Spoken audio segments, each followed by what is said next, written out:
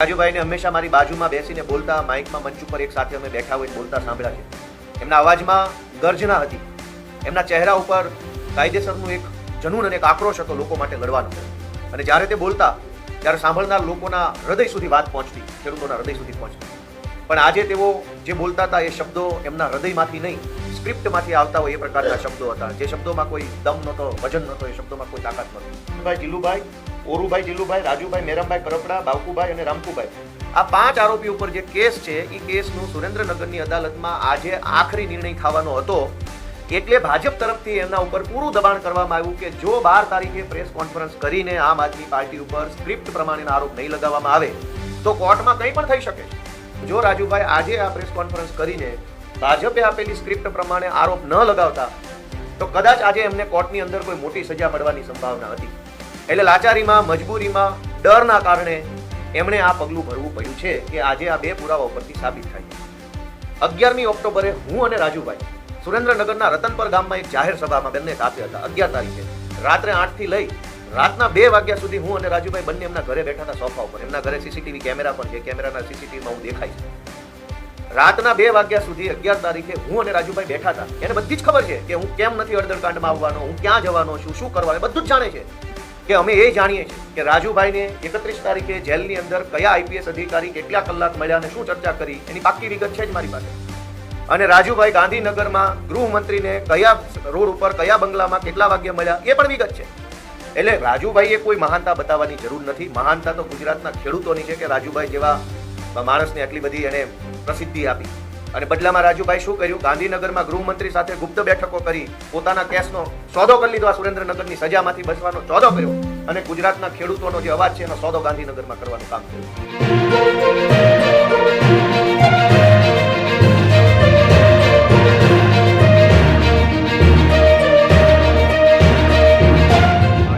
ગુજરાતના લોકો માટે એ યોગદાન બદલ હું એમનો આભાર વ્યક્ત કરું છું, એમના પરિવારનો પણ આભાર વ્યક્ત કરું છું. અને આજે એમનો આભાર માનતા એક ખેદ વ્યક્ત કરવો છે કે આજે જ્યારે રાજુભાઈ અમારી સાથે નથી, આમ આદમી પાર્ટી સાથે નથી, એ વાતનું દુઃખ તો છે અને છે જ, પણ એના કરતાં પણ 1000 ગણું વધુ દુઃખ આજે રાજુભાઈનો ચહેરો અને શબ્દો જોઈને મને થયું છે. મેં રાજુભાઈને હંમેશા મારી બાજુમાં બેસીને બોલતા, માઇકમાં મંચ ઉપર એક સાથે અમે બેઠા હોઈને બોલતા સાંભળ્યા છે. એમના અવાજમાં ગર્જના હતી, એમના ચહેરા ઉપર કાયદેસરનું એક જનૂન અને એક આક્રોશ હતો લોકો માટે લડવાનો. અને જ્યારે તે બોલતા ત્યારે સાંભળનાર લોકોના હૃદય સુધી વાત પહોંચતી, ખેડૂતોના હૃદય સુધી પહોંચતી. પણ આજે તેઓ જે બોલતા હતા એ શબ્દો એમના હૃદયમાંથી નહીં, સ્ક્રિપ્ટમાંથી આવતા હોય એ પ્રકારના શબ્દો હતા. જે શબ્દોમાં કોઈ દમ નહોતો, વજન નહોતો, એ શબ્દોમાં કોઈ તાકાત નહોતી. જ્યારે અમારી સાથે હતા, આમ આદમી પાર્ટી સાથે, ત્યારે જે બોલતા ત્યારે શબ્દોમાં તાકાત હતી. શબ્દો હૃદય સોંસરવા નીકળી જાય એ પ્રકારના પ્રભાવી શબ્દો એમના મોઢેથી આવતા હતા. આજે એમના ચહેરા પર નૂર નહોતું. આજે એમના ચહેરા પર એક ગ્લાનીનો ભાવ હતો. કંઈક ખોટું કરી રહ્યા હોય, કંઈક ન કરવાનું કરી રહ્યા હોય એવો ભાવ હતો. એટલા માટે એમનો મને આમ થઈ જશે, તેમ થઈ જશે. રાજુભાઈએ ખૂબ બધા રાજકીય પ્રકારના આરોપો, આક્ષેપો અમારી પાર્ટી ઉપર, કરદાકાંડને લઈને બનેલી ઘટના ઉપર બધું જ કર્યું. પણ એમણે એક વાત ગુજરાતની જનતાથી છુપાવી, જે વાત હું તમારા સુધી મૂકવા માંગુ છું કે રાજુભાઈ આવું પગલું કેમ ભરવું પડ્યું. કારણ કે એમના ઉપર કુલ 3 કેસો છે. 2022ની વિધાનસભાની ચૂંટણીમાં એફિડેવિટ કર્યું, એમાં એમણે 3 કેસોનો ઉલ્લેખ કર્યો છે. એક કેસ 326 એટલે કે ટાંટિયા તોડી નાખવાનો કેસ, હાથ પગ ભાંગી નાખવાનો કેસ. 2 કેસ બીજા જાનથી મારી નાખવાની કોશિશ કરવાના કેસ. જે ટાંટિયા તોડવાનો કેસ છે એ કેસમાં એમને 2022ની ચૂંટણી પછી 5 વર્ષની સજા પડી ચૂકી છે. અને જે સજા એ વખતે પડી ત્યારે પાર્ટીમાં અમારે બધાય ચર્ચા થઈ હતી, ત્યારે ખૂબ ડરતા હતા કે હવે શું થશે શું થશે. ત્યારે અમે બધાએ કીધું કે કોઈ ચિંતા કરવાની જરૂર નથી, આ બધું કોર્ટમાં આપણે સારી રીતે બધા આગળ વધીશું અને કોઈ તકલીફ નહીં પડે. અને બાકીના જે 2 અલગ અલગ કેસ, 307ના 2 કેસ, એ બંને કેસોમાં રાજુભાઈની આજે કોર્ટની અંદર સુરેન્દ્રનગરની કોર્ટમાં મુદત છે. હું પુરાવો સાથે લઈને આવ્યો છું કે રાજુભાઈ ઉપર જાનથી મારી નાખવાની કોશિશ કરવાના 2 કેસો છે. બંને કેસમાં સુરેન્દ્રનગરમાં આજે જ તારીખ છે, 12મી ફેબ્રુઆરીના રોજની તારીખ આજે કોર્ટમાં છે. અને કોર્ટમાં શું થવાનું હતું આજે અહીંયા લખ્યું છે, ફાઇનલ આર્ગ્યુમેન્ટ, આખરી નિર્ણય આજે સુરેન્દ્રનગરની સેશન્સ કોર્ટમાં 12મી ફેબ્રુઆરીએ રાજુભાઈ કરપડા, જો અહીંયા આરોપીના નામ લખ્યા છે, ભૂપતભાઈ જીલુભાઈ, ઓરુભાઈ જીલુભાઈ, રાજુભાઈ મેરમભાઈ કરપડા, બાવકુભાઈ અને રામકુભાઈ, આ 5 આરોપી ઉપર જે કેસ છે એ કેસનું સુરેન્દ્રનગરની અદાલતમાં આજે આખરી નિર્ણય થવાનો હતો, એટલે ભાજપ તરફથી એમના ઉપર પૂરું દબાણ કરવામાં આવ્યું કે જો 12 તારીખે પ્રેસ કોન્ફરન્સ કરીને આમ આદમી પાર્ટી ઉપર સ્ક્રિપ્ટ પ્રમાણેના આરોપ નહીં લગાવવામાં આવે તો કોર્ટમાં કંઈ પણ થઈ શકે છે. અને બંને કેસોમાં એક જ તારીખ, બે અલગ અલગ કેસ છે. આ કેસનો નંબર છે 43/2018, સેશન્સ કોર્ટનો કેસ છે 43/2018, આ છે 44/2018.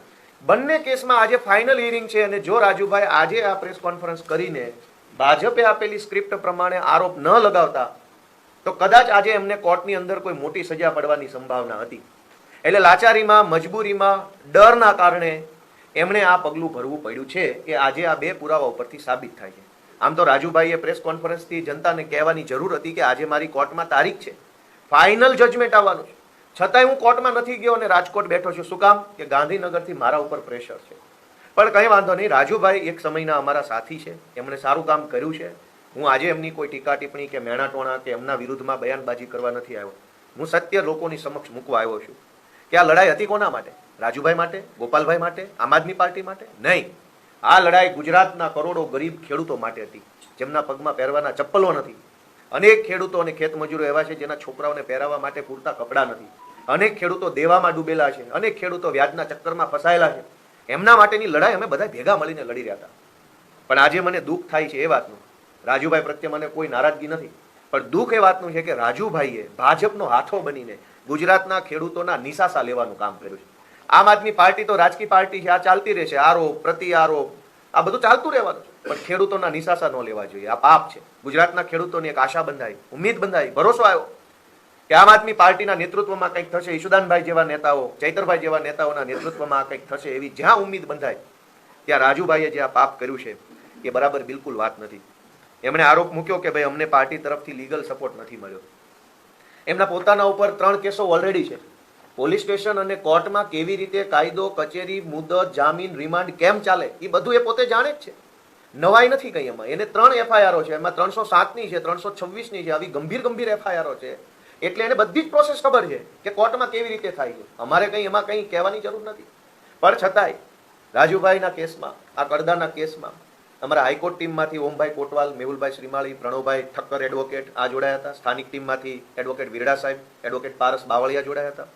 સુપ્રીમ કોર્ટના સિનિયર કાઉન્સિલ એડવોકેટ રજત ભારદ્વાજ, એડવોકેટ વિક્રમ ચૌધરી, એડવોકેટ વિજય દલાલ, આ સુપ્રીમ કોર્ટના જજ વકીલો છે, એ પણ આ કેસમાં રૂબરૂ પણ હાજર રહ્યા હતા અને વિડીયો કોન્ફરન્સથી પણ અલગ અલગ મુદ્દતે હાજર રહ્યા હતા. રાજુભાઈના કહેવા પ્રમાણે એમણે પાર્ટીને સૂચન કર્યું કે મારા કેસમાં એડવોકેટ હૃદય બુચની નિમણૂક કરવામાં આવે, તો પાર્ટીએ રાજુભાઈ વતી પ્રોફેશનલી એડવોકેટ હૃદય બુચને હાયર કર્યા હતા અને હૃદય બુચ સાહેબ પણ રાજુભાઈ વતી કેસ લડવામાં હાજર હતા. આ સિવાય એડવોકેટ સાવંત પટેલ, અનેક એડવોકેટો આની અંદર એંગેજ હતા. પણ લીગલ મેટરની એક મર્યાદા છે કે પોલીસ એફિડેવિટ આપશે કોર્ટમાં તો જ સુનાવણી થશે. દુનિયાનો સારામાં સારો વકીલ આવી અને કોર્ટમાં ઊભા રહી જાય, પણ પોલીસ આવી એફિડેવિટ રજૂ ન કરે તો સુનાવણી નથી થતી. એ વાત રાજુભાઈ પણ જાણે છે. એને ખબર હતી કે પોલીસ દર મુદ્દતે એફિડેવિટ આપવાના બદલે ગેરહાજર રહેતા હતા, એના કારણે તારીખો પડ્યા કરતી હતી. તારીખો પડવાનું કારણ પોલીસની ગેરહાજરી. જ્યારે પોલીસ આવે તો સરકારી વકીલ ન આવે, સરકારી વકીલ અને પોલીસ બંને હાજર હોય તો કદાચ માનની ન્યાયાધીશ સાહેબ રજા ઉપર હોય. આવા ઘટનાક્રમના કારણે લંબાતું ગયું. એમાં વકીલ શું કરે? પાર્ટી કેવી રીતે? બીજું તો શું કરી શકે? અમે ત્યાં જઈને હાજર રહીએ, પણ પોલીસ ન હોય, સરકારી વકીલ ન હોય અથવા જજ ન હોય તો શું કરી શકાય? એટલે આવા બેબુનિયાદ આરોપ રાજુભાઈએ લગાવ્યા એ એમની મજબૂરી છે. જેલમાં જવાથી બચવા માટે થઈ એમણે ખેડૂત આંદોલનની બલી ચડાવી દીધી. આવું ન કરવું જોઈએ, આ પાપ છે. ગોપાલ ઇટાલિયા પ્રત્યે નારાજગી હોય તો ગોપાલ ઇટાલિયાની ફરિયાદ દિલ્હી સુધી કરવી જોઈએ, ફેસબુક ઉપર બેફામ મારા વિશે લખી નાખવું જોઈએ, ગાળો, એ બધું બરાબર છે. પણ ખેડૂતોના નિશાસા લેવાનું કામ ગુજરાતમાં કોઈએ ન કરવું જોઈએ. ખેડૂતો ઓલરેડી દુઃખી છે. બીજી વાત કે મને વ્યક્તિગત રીતે વારંવાર એવું ટાર્ગેટ કરવામાં આવ્યો. કંઈ વાંધો નહીં, મને તો ઉદાર મનનો માણસ છું, ગામડામાંથી નીકળેલો માણસ છું, સંઘર્ષ કરીને અહીંયા પહોંચ્યા છીએ તો આપણે એ વાતને સહન કરી શકીએ છીએ કે ગોપાલભાઈ કડદા કાંડમાં કંઈ આવ્યા નહીં. આવું વારંવાર રાજુભાઈ અને એમની સાથે જોડાયેલા કાર્યકર્તા મિત્રો કહી રહ્યા છે. હું અને રાજુભાઈ બોટાદની કડદાકાંડની હળદરની ઘટના બની 12મી ઓક્ટોબરે આ ઘટના બની. 11મી ઓક્ટોબરે હું અને રાજુભાઈ સુરેન્દ્રનગરના રતનપર ગામમાં એક જાહેર સભામાં બંને સાથે હતા. 11 તારીખે રાત્રે 8 થી લઈ રાતના 2 વાગ્યા સુધી હું અને રાજુભાઈ બંને એમના ઘરે બેઠા હતા, સોફા ઉપર. એમના ઘરે સીસીટીવી કેમેરા પણ છે, કેમેરાના સીસીટીવીમાં હું દેખાઈશ. રાતના 2 વાગ્યા સુધી 11 તારીખે હું અને રાજુભાઈ બેઠા હતા. એને બધી જ ખબર છે કે હું કેમ નથી અડદડકાંડમાં આવવાનો, હું ક્યાં જવાનો છું, શું કરવાનું, બધું જ જાણે છે. મારે ખુલાસો નથી કરવો. રાત્રે 2 વાગ્યે 11 તારીખે રાત્રે 2 વાગ્યે રાજુભાઈ બોટાદ તરફ રવાના થયા અને હું સુરેન્દ્રનગર રાજુભાઈના ઘરેથી રાજકોટ તરફ ગયો. બંને સાથે બેઠા હતા. એ બોટાદ ગયા અને હું રાજકોટ ગયો. બોટાદમાં કડદાકાંડ થયો અને રાજકોટમાં મારી જાહેર સભા 1 મહિના પહેલા નક્કી થયેલી હતી. પાર્ટીએ ખૂબ ખર્ચો કર્યો હતો. બેનર લગાવ્યા, પોસ્ટર લગાવ્યા, હોર્ડિંગ્સ લગાવ્યા, ઘણો બધો ખર્ચો થઈ ચૂક્યો હતો. લોકોમાં પણ એક માહોલ હતો. એટલે સભા કેન્સલ કરાય એવું હતું નહીં. એટલે 12 તારીખે રાજકોટની જનસભામાં હું ગયો અને 12 તારીખે નક્કી થયા મુજબ રાજુભાઈ હળદર ગયા. અને પોતે જાણે છે કે હું હતો જ, એમના ઘરે જ બેઠો હતો. એમના ઘરે જ મેં સાંજનું જમવાનું એના ઘરે હતું મારું. છતાંય જાહેરમાં આટલું બધું જૂઠ બોલે છે માત્ર જેલની બીકે. એ વ્યાજબી વાત નથી. તમે મારા ઉપર કીચડ ઉછાળો એનાથી ક્યાં વાંધો છે, પણ તમે ગુજરાતના ખેડૂતોની આશાઓ તોડી નાખો, સપનાઓ તોડી નાખો માત્ર જેલમાં નહીં જવા માટે થઈને. એ તો ખોટું છે. હું ને રાજુભાઈ 11 તારીખે રાત્રે સાથે જેમાં એમના ઘરની ચા પીધી, એમના ઘરનું પાણી પીધું, એમના પપ્પા, એમના મમ્મી બધા ભેગા. પછી હવે બહાર આવીને ખાલી જેલની બીકે, જેલમાં ન જવું પડે, સજા ન થઈ જાય એટલા માટે એમ કહેવું કે ગોપાલભાઈ કડદામાં ક્યાંય આવ્યા નહીં, એ તો બહુ ખોટી બાબત છે. આવું જેલની બીકે રાજુભાઈ બોલશે એવું મેં ધાર્યું નહોતું. હું તો એને મરદ માણસ માનતો હતો, ગર્જના કરતો માણસ માનતો હતો. પણ 2 મામૂલી કેસની અંદર રાજુભાઈ જો આવું વર્તન કરવા લાગે એ વ્યાજબી વાત નથી. ત્યાર પછી મહત્વનો મુદ્દો તો એ છે કે રાજુભાઈએ ઘણી ફરિયાદો કરી. આમ તો આ બધા ખુલાસાનો કોઈ અર્થ નથી, કેમ કે સમય બલવાન નહીં, મનુષ્ય બલવાન. આપણે મહાભારતના યુદ્ધમાં જોયું કે અર્જુનના એક તીરથી આખી કૌરવોની સેના હણાઈ જતી હતી અને સમય પલટાયો તો કાબાએ આવીને અર્જુનને લૂંટી લીધો. રાજુભાઈ કે ગોપાલ ઇટાલિયા મહાન નથી, સમય મહાન છે. આ ગુજરાતના કરોડો લોકોએ આમ આદમી પાર્ટીને પ્રેમ આપીને પાર્ટી મોટી બનાવી છે. કોઈ એક વ્યક્તિથી કાંઈ થતું નથી. ગોપાલભાઈથી ના થાય, પ્રવીણભાઈથી ના થાય. પણ જેલમાં માત્ર રાજુભાઈ નહોતા. જેલમાં અમારા પ્રદેશ ફ્રન્ટલ અધ્યક્ષ પ્રવીણભાઈ રામૈયા હતા. જેલની અંદર અમારા પોરબંદર લોકસભાના ઇન્ચાર્જ મહેશભાઈ કોટડિયા હતા. જેલની અંદર અમારા સૌરાષ્ટ્ર ઝોનના સંગઠનના ઇન્ચાર્જ રાજુભાઈ બોરખતરિયા હતા. જેલની અંદર અમારા પ્રદેશ ઓબીસી મોરચાના અધ્યક્ષ પિયુષભાઈ પરમાર હતા. અમારા પ્રદેશ કક્ષાના 10 નેતાઓ જેલમાં હતા. 10 માંથી 9 ને કોઈ ફરિયાદ નથી. લીગલ સેલની, પાર્ટીની, સંકલનની, કેન્દ્રીય નેતૃત્વ 9 લોકોને કોઈ કમ્પ્લેન નથી. માત્ર રાજુભાઈને જ કમ્પ્લેન છે. શું કામ? રાજુભાઈને એટલે કમ્પ્લેન છે કે રાજુભાઈ ઉપર આજે સુરેન્દ્રનગરની કોર્ટમાં ફાઇનલ આર્ગ્યુમેન્ટ થવાની છે. જો રાજુભાઈ ગોપાલ ઇટાલિયા પર આરોપ ન લગાવે તો જેલની સજા પાક્કી છે. આ લઈ અહીંયા final argument Surendranagar session court, case number 44/2018 અને એનું પ્રિન્સિપાલ ડિસ્ટ્રિક્ટ સેશન જજ, એમાં આરોપી નંબર 3 તરીકે રાજુભાઈ. માત્ર જેલમાં જવાથી બચવા માટે થઈ ગુજરાતના કરોડો લોકોનો વિશ્વાસ તોડવો એ બહુ મોટું પાપ છે. આ સિવાય મહત્વની બાબત, આ તો બોલીએ તો કાદવ ઉછાળીએ એવું લાગે, પણ કહેવું જરૂરી છે કે અમે એ જાણીએ છીએ કે રાજુભાઈને 31 તારીખે જેલની અંદર કયા આઈપીએસ અધિકારી કેટલા કલાક મળ્યા અને શું ચર્ચા કરી એની પાક્કી વિગત છે જ મારી પાસે. અને રાજુભાઈ ગાંધીનગરમાં ગૃહમંત્રીને કયા રોડ ઉપર, કયા બંગલામાં કેટલા વાગ્યે મળ્યા એ પણ વિગત છે. એટલે રાજુભાઈએ કોઈ મહાનતા બતાવવાની જરૂર નથી. મહાનતા તો ગુજરાતના ખેડૂતોની છે કે રાજુભાઈ જેવા માણસને આટલી બધી એને પ્રસિદ્ધિ આપી. અને બદલામાં રાજુભાઈ શું કર્યું? ગાંધીનગરમાં ગૃહમંત્રી સાથે ગુપ્ત બેઠકો કરી પોતાના કેસનો સોદો કરી લીધો. આ સુરેન્દ્રનગરની સજામાંથી બચવાનો સોદો કર્યો અને ગુજરાતના ખેડૂતોનો જે અવાજ છે એનો સોદો ગાંધીનગરમાં કરવાનું કામ કર્યું. આ સોદો બિલકુલ વ્યાજબી નથી. રાજુભાઈનું એવું કહેવાનું છે કે પાર્ટીએ અમે જેલમાં ગયા તો અમારા માટે કોઈ પ્રયત્ન ન કર્યો. હળાહળ જૂઠ બોલવાની પ્રેક્ટિસ ભાજપમાં જોડાતા પહેલા જ રાજુભાઈને આવડી ગઈ. એ બહુ સારી બાબત કહેવાય, કેમ કે હવે એમનો રસ્તો ભાજપ તરફ છે. જૂઠું બોલતા શીખવું પડે. જૂઠું બોલે તો જ ત્યાં મોટા હોદ્દા મળે. એ સમજી ગયા છે, કેમ કે ગુપ્ત મીટિંગ ગાંધીનગરમાં હર્ષ સંઘવી અને રાજુ કરપડાની થઈ છે અને એની હજડબમ માહિતી છે મારી પાસે. અમારે બોલવું નથી. આઈપીએસઓ મળવા આવ્યા છે જેલમાં, એ માહિતી છે ક્યાંથી ક્યાં, કેમ કે આજકાલ કંઈ છાનું રહેતું નથી. આજકાલ બધું જાહેર થઈ જાય છે. સૌથી પહેલા રાજુભાઈ કરપડાના સમર્થનમાં અને રાજુભાઈને જેલમાંથી વહેલી તકે મુક્ત કરવામાં આવે એવી માંગણી સાથે અરવિંદ કેજરીવાલ, ભગવંત માન, એક પૂર્વ મુખ્યમંત્રી, ચાલુ મુખ્યમંત્રી, 2 લોકો સુરેન્દ્રનગરની અંદર સાયલાની બાજુમાં એક જગ્યા ઉપર મોટી વિશાળ જનસભા કરી. આખા ગુજરાતને ખબર છે કે રાજુભાઈના સમર્થનમાં સુરેન્દ્રનગરમાં થઈ હતી. જો એ સભા રાજુભાઈના સમર્થનમાં ન હોત તો એ સભા ભાવનગરમાં હોત, તો એ સભા મહેસાણામાં હોત, તો એ સભા કચ્છમાં હોત. રાજુભાઈના આગ્રહથી રાજુભાઈના પરિવારનો સંપર્ક અને સંકલન કરીને એમણે સૂચન આપ્યું ઈ જગ્યા પર, ઈ લોકેશન પર, ઈ તારીખે સભા આયોજન કરી. પાર્ટીએ કરોડો રૂપિયાનો ખર્ચો કર્યો રાજુભાઈના સમર્થનમાં. સભા, સ્ટેજ, શમિયાણું, માઇક, મંડપ, ચા, નાસ્તો, વાહનો. રાજુભાઈ માટે કરોડોનો ખર્ચો કર્યા પછી આજ માત્ર જેલમાં ન જવું પડે એટલા માટે આટલી મોટી પાર્ટીએ જે પ્રયત્ન કર્યો એ પ્રયત્ન ઉપર કીચડ ઉછાળવાનું કામ રાજુભાઈ જેવા માણસને શોભે નહીં. અમે તો માનતા હતા કે આ મરદ માણસ છે, એક નીડર માણસ છે. અમને તો એમ હતું કે આ લડાયક માણસ છે, ખૂબ આગળ જશે, પણ અમને એવી નથી ખબર કે આટલું હળાહળ જૂઠ બોલશે. આમ આદમી પાર્ટીએ કુલ 8 જેટલી કિસાન મહાપંચાયતો રાજુભાઈના સમર્થનમાં કરી. એમાં સુરેન્દ્રનગરમાં 31 ઓક્ટોબરે, ખંભાળિયામાં 9મી નવેમ્બરે, તાલાળા ગીરમાં 11 નવેમ્બર, વ્યારામાં 23 નવેમ્બર, આંકલાવમાં 29 નવેમ્બર, પાલનપુરમાં 30 નવેમ્બર, અમરેલીમાં 7 ડિસેમ્બર અને રાપરમાં 14 ડિસેમ્બર. આટલી જનસભાઓ રાજુભાઈના સમર્થનમાં પાર્ટીએ કરી. પાર્ટીએ ખૂબ બધો ખર્ચો કર્યો, માઇક, મંડપ, ખુરશી, ચા, નાસ્તો, કેમેરા, બધા પાછળ ખર્ચો કર્યો. શું કામ? કે રાજુભાઈના નેતૃત્વમાં ગુજરાતના ખેડૂતોની જે લડાઈ ચાલે છે એ લડાઈ ગુજરાતના જન જન સુધી પહોંચે એ માટે અમે બધાએ પ્રયત્ન કર્યો. કેજરીવાલ સાહેબ રાજુભાઈ અને પ્રવીણભાઈને જેલમાં બંધ સાથીઓને મળવા માટે રાજકોટ આવ્યા અને રાજકોટ આવીને 2 દિવસ રોકાયા જેલ પ્રશાસન સાથે. મેં પોતે રાજકોટના એસપી સાથે, રાજકોટના કલેક્ટર સાથે, જેલના અધિકારી સાથે, રાજકોટ રીડર પીઆઈ સાથે મેં પોતે મારા ફોનથી વાત કરેલી છે જેલમાં મળવા બાબતે. ધરાહાર ન મળવા દીધા. અરવિંદ કેજરીવાલ સાહેબે ખૂબ પ્રયત્ન કર્યો મળવાનો, પણ ન મળવા દીધા. ત્યારબાદ હું પોતે રાજકોટ જેલ ગયો હતો, મને ન મળવા દીધો, પણ સાગરભાઈ અને અમારા મનોજભાઈ સોરઠિયા છે એ રાજુભાઈ અને પ્રવીણભાઈને જેલમાં મળવા ગયા પણ હતા અને મળ્યા પણ હતા. કુલ આખી ઘટનાનો સાર એટલો જ છે કે અમારા ઉપર રાજકીય કીચડ ઉછાળે એનો કોઈ વાંધો હોઈ ન શકે, કેમ કે એ તો હવે અમારી પાર્ટીમાં રિવાજ થઈ ગયો છે કે જે માણસે પાર્ટી છોડવી હોય, ભાજપમાં જવું હોય એટલે ગોપાલ ઇટાલિયા વિશે 4 હલકા શબ્દો બોલી નાખે એટલે બધાને એમ લાગે કે નહીં ગોપાલ ખરાબ છે ને આ માણસ સારો છે. પાટીદાર અનામત આંદોલનથી લઈ આજ દિવસ સુધીનો ઇતિહાસ છે કે ખાનખાના લોકોએ પાર્ટી બદલી નાખી, ખાનખાના લોકો જેલની, પોલીસની ને ભાજપની બીકે પલટી મારી ગયા છે. આ ગોપાલ ઇટાલી એક જ મરદ મૂછાળો માણસ છે જે આજે ખોખારો ખાઈને ભાજપની સામે ઊભો છે.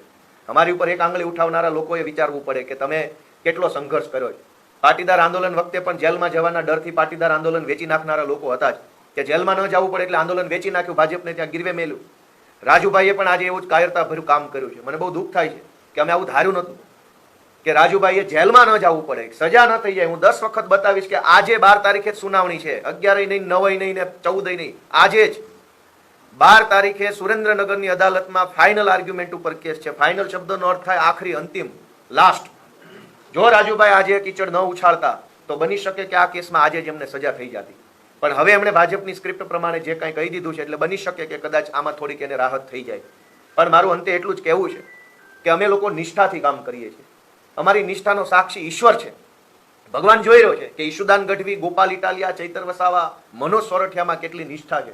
અમારી નિષ્ઠાને જોઈને ભગવાન અને ગુજરાતની ભગવાન જેવી જનતાએ આમ આદમી પાર્ટીને આટલી મોટી બનાવી છે. આમ આદમી પાર્ટી મોટી કોઈ ચમત્કારથી નથી બનતી, લોકોની લાગણી, લોકોનો પ્રેમ, લોકોના આશીર્વાદથી બને છે. રાજુભાઈએ આ કાયરતાભર્યું કામ કર્યું છે. માત્ર 2 મામૂલી કેસમાં જેલમાં જવાના ડરથી ગુજરાતના કરોડો લોકોના સપનાઓ તોડવાનું પાપ કર્યું છે. એ પાપનો લેખ તો ઈશ્વર લખશે. પણ આજે મારે બહુ ગર્વ સાથે અહીંયા બેઠેલા ભાઈ પ્રવીણ રામ, આયર સમાજનો દીકરો, કહેવાય છે કે વીર દેવાય તાપા બોદર, દીકરાના બલિદાન આપનાર કોમનો માણસ આજ વજનથી વટથી અમારી સાથે બેઠો છે. અમને ખુશી થાય છે કે મરદ માણસ આને કહેવાય. અમારા ચૈતરભાઈ વસાવા, બિરસા મુંડાનો વંશજ, એની ઉપર પણ 3-4 વખત હમણાં ધારાસભ્ય બન્યા પછી ખોટી એફઆઈઆર થઈ, પણ મરદ એ માણસને કહેવાય કે 3-4 નહીં 300 ખોટી એફઆઈઆર થાય તો ગર્જના સાથે જેલમાંથી બહાર આવે. મારે એક વાત જણાવતા તમને બહુ દુઃખ થાય છે કે રાજુભાઈ અને પ્રવીણભાઈને એક જ દિવસે જામીન મળ્યા, એક જ દિવસે જામીન મળ્યા, પણ રાજુભાઈને જેલ તંત્ર દ્વારા રાતના 10:30 જેલની બહાર કાઢી લેવામાં આવ્યા. જેલ તંત્ર આટલું મહેરબાન કેમ થયું? પ્રવીણ રામ તો બીજા દિવસે બપોરે જેલની બહાર, કેટલા વાગે? 2 વાગે. પ્રવીણ રામ અને રાજુભાઈ એક જ ગુનાના આરોપી, એક જ જેલમાં બેઠેલા, એક જ દિવસે જામીન થયા. પ્રવીણ રામને જેલમાંથી બહાર કાઢવામાં બીજા દિવસના બપોરના 2 વાગ્યા, પણ રાજુભાઈ ઉપર તો ભાજપ મહેરબાન, ગાંધીનગર વાળા સાથે ગોઠવણ, સેમ ડે રાત્રે 10 વાગે અમને જેલની બહાર કાઢવામાં આવ્યા છે. તો કાં જેલ તંત્ર રાત્રે 10 વાગે મહેરબાન થઈ ગયું એમના ઉપર? 6 વાગ્યા પછી ક્યારેય કોઈ પણ કેદીને જેલની બહાર જવા દેવામાં આવતા નથી. રાજુભાઈ ગુજરાતના પહેલા એવા વ્યક્તિ છે જેને રાતના 10 વાગે જેલ તંત્ર દ્વારા બહાર કાઢવામાં આવ્યા જામીનના કામે. બીજા દિવસે હું સવારે જ્યારે ગયો, એમના ઘરે હતો, એમના પરિવારને મળ્યો, મેં એમના પરિવાર પ્રત્યે સંવેદનાઓ વ્યક્ત કરી, ટેલિફોનમાં પણ સંવેદનાઓ વ્યક્ત કરેલી. ત્યારે ખૂબ કહેતા હતા કે ભાઈ મને સજા થાય એમ છે, મને તમે રહેવા દો, મને તમે, મારે નથી હવે આ કામ કરવું, મારે આ 2 કેસ છે, મારા પરિવારને આમ થાય એમ છે. મેં એમને સમજાવવાની કોશિશ કરી. મારી સાથે ત્યારે ગુલાબસિંહ યાદવ પણ હતા, અમારી પાર્ટીના પ્રભારી, એમણે પણ સમજાવવાની કોશિશ કરી. પણ આજે ખેર જે થયું તે થયું. હું ફરી એક વખત રાજુભાઈનો આભાર માનું છું. જે કાંઈ એમણે પાર્ટીમાં રહીને કામ કર્યું એ બદલ એમનો આભાર. અમને કોઈ નારાજગી નથી એમના પ્રત્યે. ઈશ્વર જોશે, જેના હૃદયમાં નિષ્ઠા છે, જેની પાસે સત્ય છે એ આગળ વધશે, અને જેની પાસે અસત્ય છે એને નિયતિ એમના ઠેકાણે પાડશે. મારે વધારે કંઈ કહેવાનું રહેતું નથી. રાજુભાઈએ જેલના ડરથી ગુજરાતભરના લોકોના સપનાઓ તોડવાનું, ભરોસો તોડવાનું કામ કર્યું છે. ત્યારે એમની એક મારી વિનંતી છે કે માત્ર 307ના આ 2 કેસ નહીં, કડદાવાળો કેસ પણ ભાજપ પાછો ખેંચી લે એવી કોશિશ એ કરજો, જેથી કરીને નિર્દોષ ખેડૂતો હેરાન ન થાય. કેમ કે ડીલ તો કરી જ છે, કેસોની ડીલ તો કરી જ છે. તો 2 કેસ નહીં 3 કેસની ડીલ કરી લે તો બોટાદના અમારા નિર્દોષ ખેડૂતો છે એને પણ આ ડીલનો લાભ મળે એવો એક પ્રયત્ન રાજુભાઈ કરે એવી મારી લાગણી છે. Thank you. ગોપાલભાઈ, તમે તમારા કહેવા મુજબ તો જ્યુડિશિયરી બીજેપીથી ઇન્ફ્લુઅન્સ છે. આજે જો ચુકાદા હોય અને એના ડરથી રાજુભાઈએ કર્યું હોય તો ધેટ મીન્સ કે you are telling that judiciary is influence by the BJP. હું આ કાગળ ઉપર જે સરકારી વેબસાઇટમાં પ્રિન્ટ થઈને આવ્યું છે બતાવું છું. આ કાગળમાં એવું લખ્યું છે કે 12 ફેબ્રુઆરીએ મુદત છે, એ મુદતમાં ફાઇનલ આર્ગ્યુમેન્ટ થવાની છે સુરેન્દ્રનગરની કોર્ટમાં છે. બસ આ લખ્યું છે જે હું કહી રહ્યો છું કે આજે ફાઇનલ હિયરિંગ છે તો છે. એ રાજુભાઈ જાણે છે, ભાજપે જાણે છે, અને મેં હવે ગુજરાત આખાને બતાવ્યું કે આજે જ, અને એક કેસમાં નહીં 2 કેસની સુનાવણી આજે છે. બંને કેસ જાનથી મારી નાખવાની કોશિશના ગુનાઓ છે, 307ના ગુના, બંનેમાં આજે જ સુનાવણી છે અને ફાઇનલ સુનાવણી છે.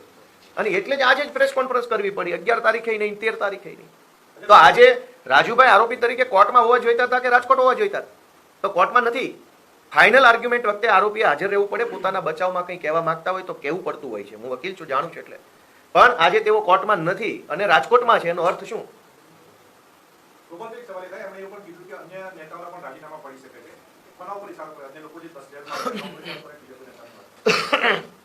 કોઈનું કઈ રાજીનામું બાજીનામું કઈ પડવાની વાત નથી. નીડર માણસો હશે એ ટકશે. આ સંઘર્ષનો લાંબો રસ્તો છે. અહીંયા સંઘર્ષ કરવા માટેની જેની અંદર, કેમ કે લાંબી લડાઈ જે છે એ હાથના બળથી નહીં મનોબળથી લડાય છે. જેનું મનોબળ ખૂટી જાય એ માણસ રસ્તાઓ શોધી લે છે, જેનું મનોબળ અડગ હોય એ માણસ રસ્તો બનાવતો હોય છે. એટલે જેનું મનોબળ ખૂટ્યું એને રસ્તો બદલ્યો. અમારું મનોબળ ટકેલું છે, અમે રસ્તો બનાવશું. ગાંધીનગર સુધીનો રસ્તો બનાવવાના છીએ અમે. ગોપાલભાઈ, અમે એવું કીધું કે તમારા કહેવાથી મનોજ સોરઠીએ એમના પરિવાર સાથે અભદ્ર વ્યવહાર કર્યો, એના પરિવારે અનેકવાર સંપર્ક કરવાનો પ્રયત્ન કર્યો. તમે કહ્યું નહીં ને એવું કીધું કે અમારે આ જેલમાં છોડાવવા રાજુભાઈ એક કામ નથી, અમે 500 કામ એવું કીધું. રાજુભાઈ માટે અરવિંદ કેજરીવાલે સભા કરી. અરવિંદ કેજરીવાલ રાજકોટમાં મળવા આવ્યા. હવે અરવિંદ કેજરીવાલ આવ્યા, મળ્યા, લાખો રૂપિયાનો ખર્ચો કરો, એ બધી વસ્તુનું કોઈ મહત્વ નથી. ગોપાલ ઇટાલિયા મુર્દાબાદનું મહત્વ છે. આમ આદમી પાર્ટીમાં ગોપાલ ઇટાલિયા મોટો કે અરવિંદ કેજરીવાલજી મોટા? લોજિક જ નથી આ વાતમાં, કોઈ તર્ક જ નથી. ભાઈ અરવિંદ કેજરીવાલ તમને છોડાવવાના પ્રયત્ન કરે છે, એ તમારા માટે સભા કરે છે, તમારા પરિવારને મળવા આવે છે, સ્ટેટમેન્ટ આપે છે, પ્રેસ કોન્ફરન્સો કરે છે, ટ્વીટ કરે છે. અરવિંદ કેજરીવાલ પોતે એટલા સક્રિયતાથી રસ લે છે અને તમે ગોપાલ ઇટાલિયાના ગાણા ગાઓ છો. એમને એવું કીધું ગોપાલભાઈ કે તમે પાર્ટી આઈડિયા કરી લીધી, તમે જ્યાં સુધી જુઓ ત્યાંથી પાર્ટી ક્યારે આગળ જ નહીં આવે. અને એમણે એવું કીધું છે કે મનોજ સોરઠિયા અને ગોપાલ ઇટાલિયા ભાજપની બી ટીમ છે, આમાંથી પાર્ટી નથી. રાજુભાઈના આવ્યા પહેલા પાર્ટી કોનાથી આગળ વધેલી? પાર્ટી આગળ વધી તો જે આવ્યા ને એને જોડાવાની પ્રેરણા ક્યારે થઈ? કે એક લેવલે પાર્ટી પહોંચી ગઈ હતી, એવું લાગતું તો કે હવે પાર્ટી ચાલશે, આગળ વધશે, તો જ જોડાયા ને, કે સંઘર્ષમાં જોડાયા? મનોજ સોરઠિયા પાર્ટીમાં 2012થી છે, હું 2020થી છું. આ પાર્ટી સતત અને સતત આગળ વધતી રહી છે અને આગળ વધશે. કેમ કે વ્યક્તિથી પાર્ટી નથી, પાર્ટી હજારો કરોડો લોકોના સમર્થનથી બનતી હોય છે. આજે ગુજરાતના છેવાડાના માણસની લાગણી આમ આદમી પાર્ટી સાથે છે, માટે આમ આદમી પાર્ટી સફળ છે. એટલે એવો વેમ મને ન હોય, કોઈ હોવાય ન જોઈએ કે હું જ પાર્ટી છું. કોઈ વ્યક્તિ પાર્ટી નથી. પાર્ટી એટલે એક સમૂહ છે આખો. એટલે હિન્દીમાં હવે એટલું લાંબુ ક્યાં હિન્દી બોલવાનું? ચલો ઠીક છે.